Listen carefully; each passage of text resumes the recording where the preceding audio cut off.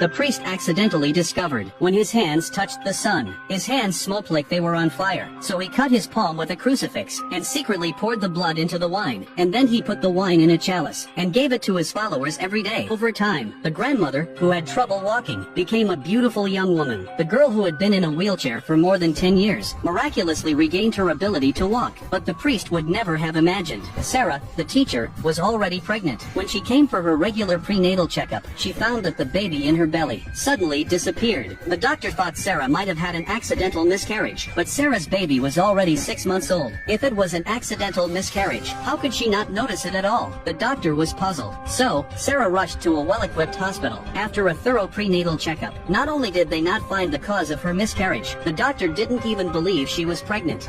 I don't see any evidence you were pregnant at all. I was pregnant. Not according to your blood or your body.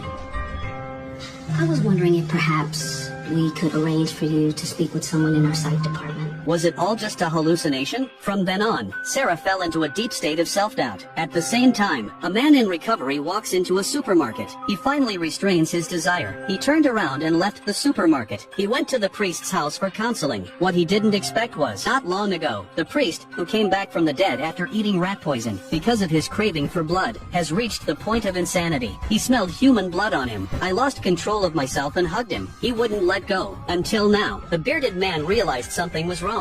When he desperately tried to get away from the priest, he hit the back of his head on the table. When the priest saw the blood coming out of the bearded man, he couldn't resist the temptation of blood. He fell to the floor. He licked it frantically. The next day, when the church opened for business as usual, Sister Jean was late in seeing God, so she went to the priest's house. She found the body of the bearded man lying on the floor, and the priest was cowering in the corner, shivering. Keen saw this horrible sight. Not only did he not show any fear, instead, he calmly walked up to the priest.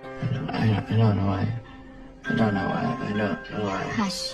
No, you don't have to say a thing, not you.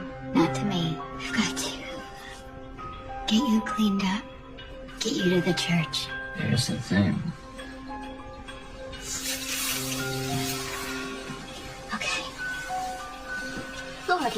Okay. Sister Keen knew that the priest could no longer teach during the day, so she immediately returned to the church, on the grounds that the priest was not feeling well, and then she took 2 of the congregation, and returned to the priest's house, disposed of the body of the bearded man, and changed the church's hours of operation, from daytime to midnight, although the congregation couldn't understand the change, but because the priest had brought them many miracles, no matter how ridiculous the priest's decision was, they would always accept it. At night, as the priest's thirst for blood grew stronger, he was pacing back and forth in a state of turmoil. The angel who had disappeared for days suddenly returned. Where have you been? I'm sorry, I've just been lost. I'm out of the sacrament. Angel went to the empty bottle and slit his wrist with his fingernail while preparing the priest's communion for next week. But when Sarah's boyfriend, Handsome, suddenly came in to pray to the priest, he saw the angel preparing communion.